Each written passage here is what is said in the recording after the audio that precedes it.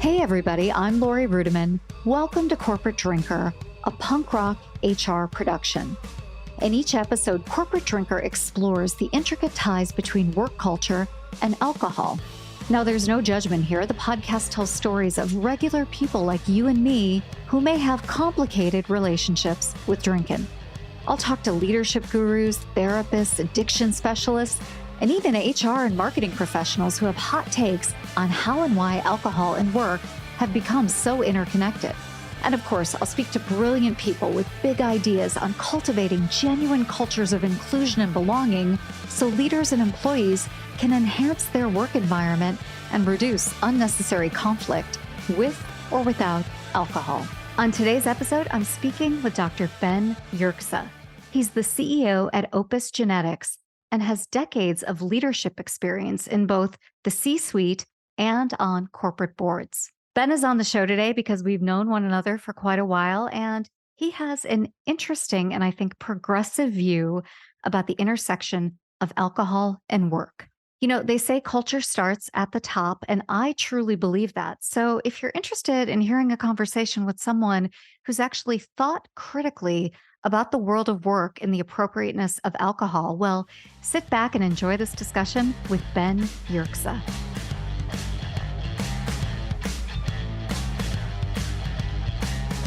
Hey, Ben, thanks for chatting with me today. Happy to be here.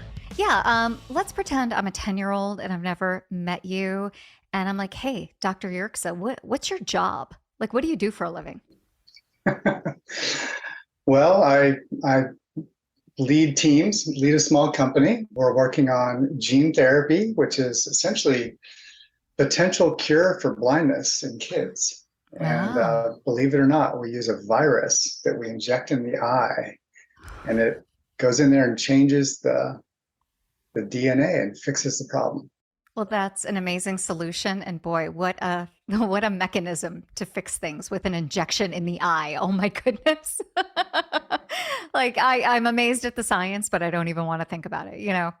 Well, I'm so glad you're here. You know, you're not only the CEO of this organization, but you've had a long history of leading companies. So what's your leadership history like?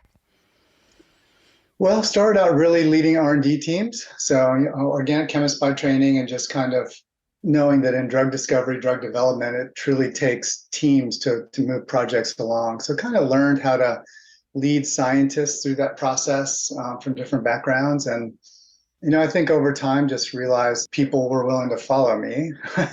So just kind of ran with that. And once I was out of the lab, it was really just kind of full-time leading people and being a manager. Yeah. And just over time, moved up the food chain, you know, bigger and bigger teams. And then at some point kind of realized smaller is better. Yeah. So Right. kind of really, I think, found my niche in small company leadership. And you've primarily led teams here in the United States, correct? Yes, although I've served on boards elsewhere. I was on a board in a company in Paris, which is nice while it lasted. Yeah, yeah. Ooh la la. I love that.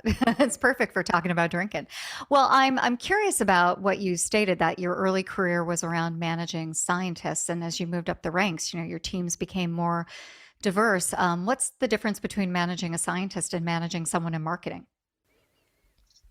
Well, I think it's probably an overgeneralization, but I think a lot of scientists tend to be a little bit more introverted. So when we sort of did like basic personality profiling of my teams, it'd be like 90% were introverts. Yeah, that's fair. Married to one, so, I understand. Yeah. Yep. And so you have to get people out of their shells a little bit, and you have to inject. I'm an introvert too, so I had to learn to flex to kind of get people to get their juices flowing and get people to talk, frankly. Yeah, yeah. So how do you do that? Because I think there are probably a lot of, like, I want to say unvalidated ways, like people have ideas about how to get teams together, but you bring a scientific approach to this. So how do you get people to flex and kind of gel and talk to one another who might otherwise be like, no, thanks? Yeah, a couple of tricks. I've learned there's a mental part and a physical part, and sometimes you just need to get people moving like more kinetically. So people overthink stuff. So I try to, like, we've done like martial arts stuff, or we Oh, go, cool. axe throwing or whatever, just to get people moving a little bit, you Yeah. know, yeah, hopefully not too much alcohol about axe throwing. Yeah, yeah, yeah. No, but a little bit always helps. So, all right. So, you get them moving, you get them kind of mingling. And I think you're right. Like as a runner, there's something about running solo, right? You finish your own race, but it's something really beautiful to be part of a crowd, to be part of a movement towards that finish line. And you end up striking up conversations. So that Right. makes Or if sense. you do something that's no one's ever done before, and you've certainly never done it as a group, then you have this common experience and you can always go back to it and make jokes about it. So Yeah. Yeah, I like that. All right. So, I think a lot of people assume that culture starts with human resources. I don't know why. I hear this all the time as I speak around the world, right? They think somehow HR is the gatekeeper for culture, but I think it starts with the CEO. But you tell me what you think. I have to agree. Yep. I think that the strongest culture I've experienced was at Inspire, which I know you know about. Well, wait, tell everybody what Inspire was. Okay, so Inspire was a small biotech company in Research Triangle Park. It was founded in 1995. I was employee number 6. Christy Schaefer was employee number 1. She became the CEO, and she was my boss for 10 years. Yeah. She set the tone, and it was very clear that the culture came from the top. And even when the early days when she wasn't the CEO, she was still setting the culture and the tone because she was like the key person. Yeah, yeah. So what was the culture like there? We used to describe it as sort of fast and feisty, or sort of can-do attitude. We were kind of punching above our weight in a sense. We're a small company in a big pharma environment, and so we had to really stick up for ourselves against the Yeah. bigger players, and that earned respect externally, at least. And so when we'd win battles or we'd do a little bit of fundraising, we made T-shirts, we had parties, we celebrated every win, small, medium, and large. Yeah, I remember that. And we know one another because my husband worked in your organization. And one of the things I do remember were stories of celebrations. And that's why I wanted to bring you on today because they were celebrations, around great milestones, but also individual and human celebrations. And some of them had alcohol and some of them didn't. But I wanted to get your take on that and the role of alcohol and culture. So, do you have any broad thoughts on that? Yeah, so I was thinking about this, kind of in advance, and I think Inspire is a good example because the company started small and grew, became a public company, and you sort of culture changes over time as companies grow, right? Yeah. So in the early days, I think there's a common thought that to be a cool startup, you have to all go out and drink together. Yeah, yeah, right. It's like it's obviously it's not true, but it's like this thing. Like if we Yeah, don't it's a trope. go out after work and have a few drinks, then we're not a cool startup. But what Inspire did was they had the research team. There was a refrigerator in the back loading dock, and so they had these loading dock parties where, on a Friday afternoon, 4 o'clock, get out early and just go to the loading dock and hang out and drink a beer. Yeah. Very casual, not required, but just obviously don't go back in the lab after you've had a beer. But Right. I mean, big do no, you big now? no, Tell no. us all how this is done. Yeah. But it kind of started there with just this informal gathering at the end of the day on Fridays, Mm. where we call it the dock party. And as we grew, the people in clinical were like, "Hey, what are all these research people doing? I want in on that." And so they started to join us, and it became a thing where every Friday we had this informal gathering, and again, not a big deal. You either go or you don't. Very informal, but we had a stocked fridge of beer on the loading Yeah. dock. Yeah. I think about that and it seems, innocent. It seems like it's, building team cohesion, which is really important, right? And the cross fertilization of departments is totally cool. There are some people out there who would say, well, what if you didn't go to that dock party? Did you still have the opportunity to meet people, to make connections? Could people go there and not drink? Like these would be the challenges that maybe critics of that would have. What do you think about that? Right. I think that's valid. This is back in 1996, 97, where I think, did we have non-alcoholic options, besides water? I don't know. I don't really remember whether people showed up and didn't have a beer, to be honest with you. Yeah, yeah. But it doesn't feel like that wasn't an option, but I don't remember that being the Right. case. Okay, Yeah. that's fair. So in your career, you've moved on since Inspire, but I would say it was a company known for its culture, right? And I would imagine moving forward, you're trying to instill the type of celebratory, happy culture in your organizations moving forward, right? You take pride in the success of your people. So how are you doing that now, especially in, I think, a more enlightened environment where we think about alcohol differently? So what do you do with all that? Hello, I'm Ruth Thomas, host of Comp and Coffee, where we break down what's next in the world of compensation management. From pay transparency to performance alignment, we explore how businesses are rethinking compensation to drive impact, equity, and growth. So if you're shaping the future of pay at your organization, grab a cup and tune in. Listen on the Work Defined Podcast Network. Yeah, so current company, Opus, I think one example is we did some kind of team building out at night. We went to Boxcar and we played video games and stuff like that. And yes, you can go and have a beer if you want, but that's not the main event, was drinking. The main event was playing games and having fun and see who's good at air hockey, and Yeah. that kind of stuff. And took a lot of pictures, had fun, went out to dinner, and that was, it was a great event. It wasn't centered around alcohol. Alcohol was an option, but it wasn't the organizing part of it. Yeah.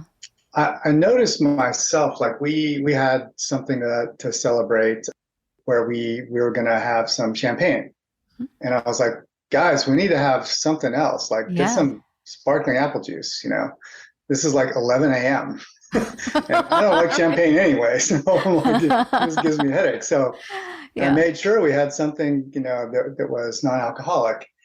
But I had to do that myself as a CEO to make sure it happened because it wasn't going to happen otherwise. Yeah, that's really interesting.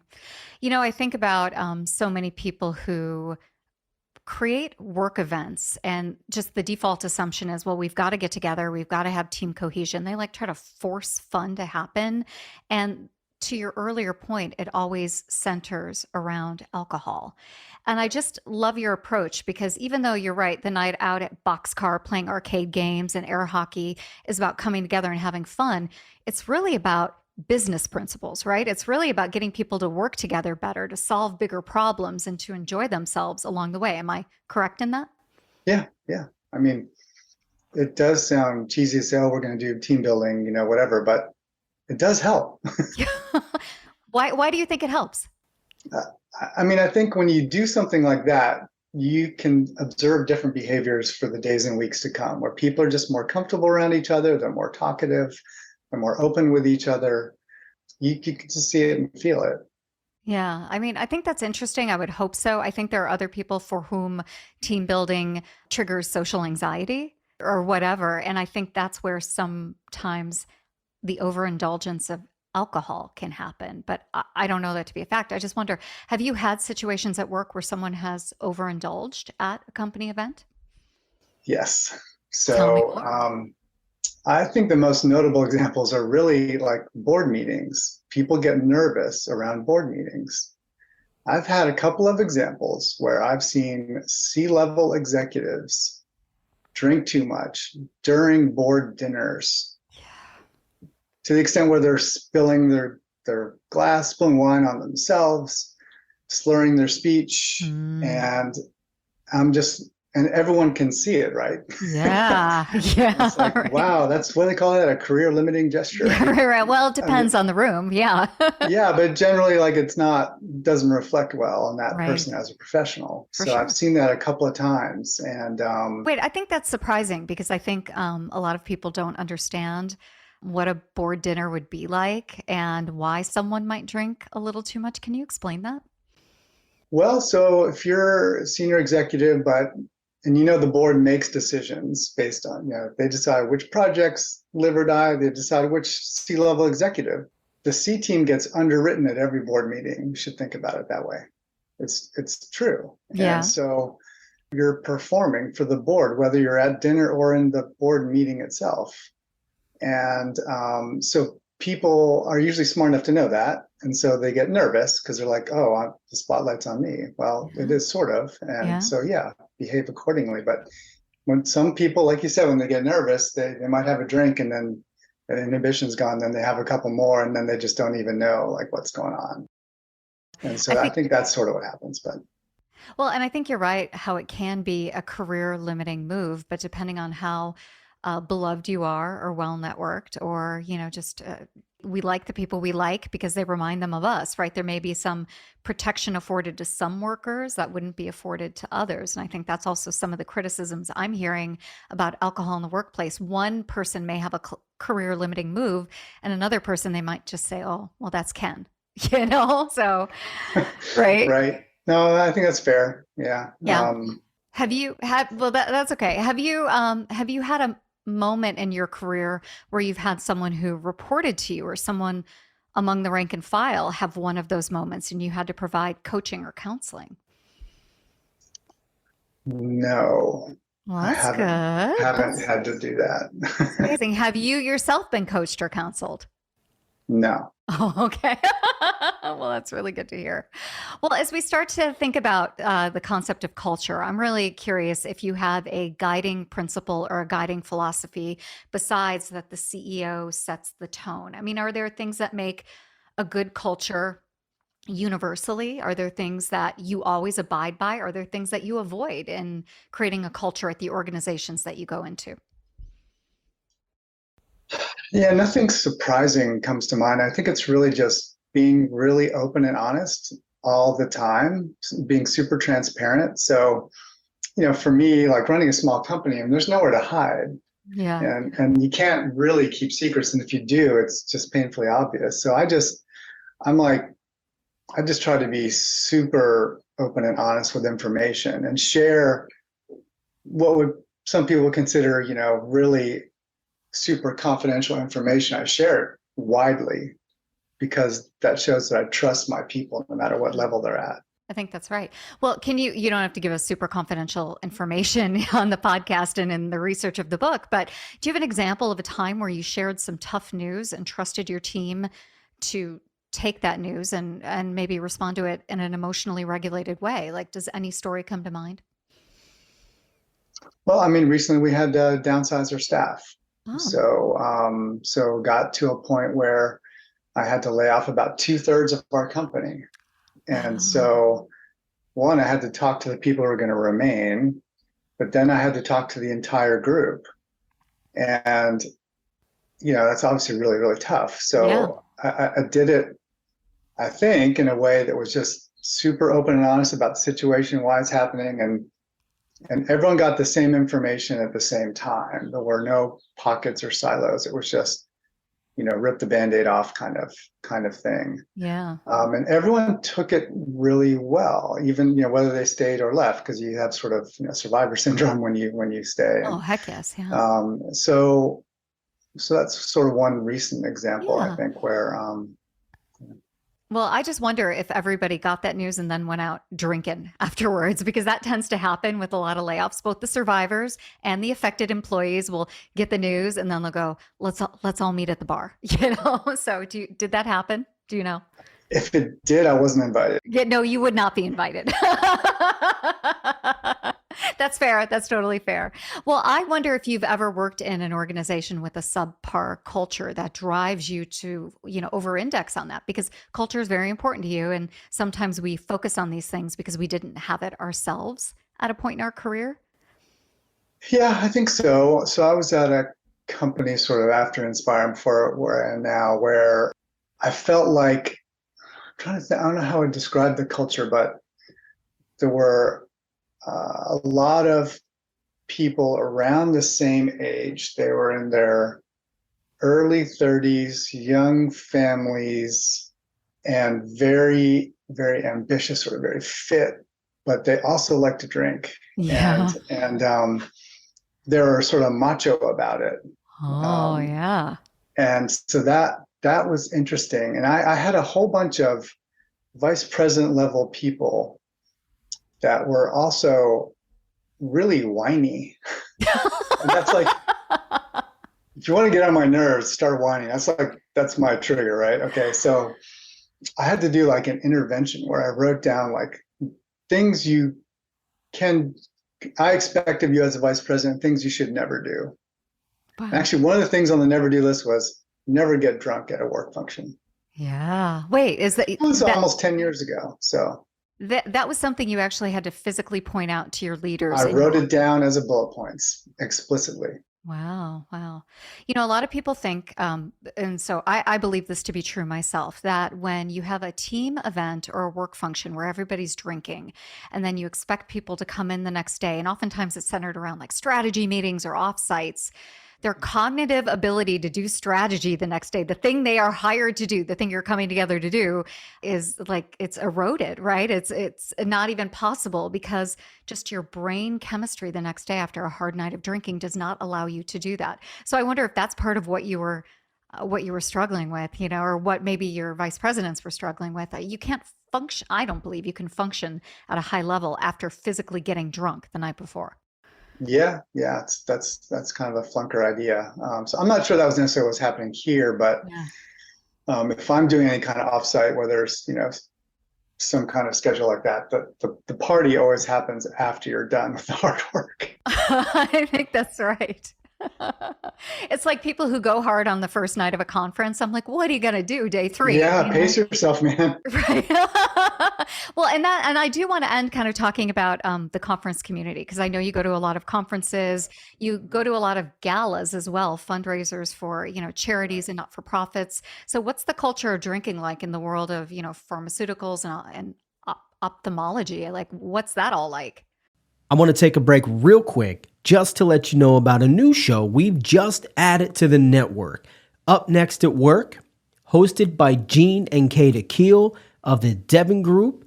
Fantastic show. If you're looking for something that pushes the norm, pushes the boundaries, has some really spirited conversations, Google Up Next at Work, Gene and Kata Keel from the Devon Group. Seems the same throughout. I mean, when people are sort of out of town on a trip and you're at a conference, people tend to drink every night, I would say. If you really want to use that time to connect with people as much as possible, going to the bar later at night is actually a good strategy. Whether you drink or not, it's a good time to meet people and get people to talk. It's not a bad strategy, actually. Yeah. So I've done that many times where just kind of at the end of the night, circle around the bar and see who's there and just talk to people. Yeah. And feel okay about drinking like your 15th Sprite of the day. Yeah. I mean, look, I like my cocktails too, but Yeah, I'm not like, people get comfortable in that environment and they're more likely in a one-on-one at the bar to open up about stuff that might actually be important for what you're needing to do. So I think that's reasonable, but you're right. Then there's receptions and there's all this stuff. So you just have to be careful. I mean, for me, for example, I always make sure the first thing I drink at a reception is a soda water. I just start with that. Yeah. At least you're one behind everybody. Yeah. But nonprofits, now if you're doing a fundraiser. Right. And I remember you being intimately involved in planning some of these fundraisers, if I'm not mistaken. I was CEO of Foundation Fighting Blindness for 5 years. Yeah. And when you're in a big room and you're trying to get people to bid on stuff at an auction, I mean, let's face it, alcohol is great. Oh, yeah. You want people's inhibitions to be low so people bid. It's a fundraiser. Yep. So that's just a little bit of easy social science. Well, and I appreciate and recognize that social science, and I also recognize the voices who are like, well, it should be another way. And cool, it could be another way. Like suggest it, like suggest a better way. The playbook that right now, but you're right. Yeah. How else can you get people to be as generous in a big room and less inhibited, right, without alcohol? Yeah. I don't know the answer to that. And same thing with the going to the bar at the end of the night. Like important relationships are formed, right? You hear pieces of information, maybe you get connected, you hear about job opportunities, and it's probably not ideal that it happens around a bar and it's centered around alcohol. But until somebody, hacks their way into a different way of doing it, I'm not sure the alternative. Have you thought at all about any alternatives? Well, look, I mean, morning coffee meetings are also really good. If you can get one-on-one, and that's also a comfortable environment for people in a coffee shop, so I think that's also a good one. But you're less likely to walk into a coffee shop at a conference and see someone sitting by themselves where you can kind of cozy up and, No. you know what I mean? It's not like there's a coffee bar. No. They're standing in line to get their crappy Starbucks at McCormick Place, and then they're off to like a concurrent session. Yeah. Totally. That's fair. Well, I'm so glad that we were able to talk a little bit about culture and alcohol. Is there anything I haven't asked you that you would like to share with me? No, I think it's interesting that you're tapping into what I noticed as a movement too, in terms of just making people comfortable that alcohol is not required for certain things. And I've noticed it too. You see it in restaurants where there's mocktails and things like that. Just all that stuff, you can see it, you can feel it. And so I think, it's certainly a healthy thing. It makes me a little more conscious of it myself. So I think that's all good. Do you notice it when you do notice it being geared more towards younger workers? Because that's the other thing I'm hearing a lot of, like younger workers are demanding more mocktails or more alcohol-free events. And I think younger workers are just braver, maybe, and they feel less inclined to I don't know. You tell me. I don't want to put words in your mouth. Have you? I think that's what I'm observing too. I think it's younger people. They're very health conscious, and Wait. Yet they're vaping more, So it's like, are they? No, I don't know. Yeah, I shouldn't generalize young. Yeah. And eating more gummies, but they make their choices differently. But yeah, I think it's interesting that you've seen it among younger workers as well. So it's definitely something to pay attention. And I have heard from fellow board member, a board that I'm on, that people are doing a gummy instead of alcohol, and so that's real. And hearing stories about people that have just given up alcohol entirely, and when they get home from work with a hard day, they just have a half a gummy and they're fine. Yeah. All right. See you soon. Bye. Okay. Thanks. Bye. The Corporate Drinker Podcast is a special series brought to you by Punk Rock HR. If you like what you heard, head on over to your favorite streaming platform and leave a 5-star rating and a review. You can also head on over to punkrocktr.com for news, information, show notes, and all the good stuff related to Corporate Drinker. This episode was expertly produced and edited by my friends at Emerald City Productions, with special help from Danny and Michael. That's it for today's show. Thank you for joining us. We'll catch you next time on the Corporate Drinker Podcast.